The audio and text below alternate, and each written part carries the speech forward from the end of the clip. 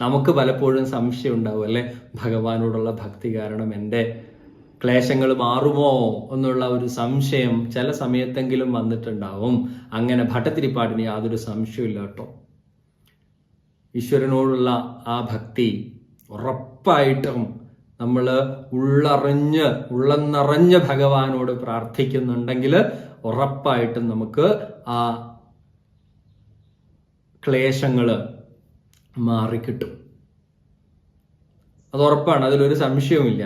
എങ്ങനെ പ്രാർത്ഥിക്കണം, എങ്ങനെ ഭക്തി ഉണ്ടാവണം, എന്തിനു വേണ്ടിയിട്ട് പ്രാർത്ഥിക്കണം, അതൊക്കെ തീരുമാനിക്കാനുള്ള ബുദ്ധി നമുക്ക് ഉണ്ടായിരിക്കണം. ആ വിവേകം നമ്മുടെ ഉള്ളിൽ ഉണ്ടായിരിക്കണം. എന്നിട്ടായിരിക്കണം ഭഗവാനോടുള്ള പ്രാർത്ഥന. അങ്ങനെയാണെങ്കിൽ ഉറപ്പായിട്ടും ഭഗവാൻ അത് സ്വീകരിക്കും.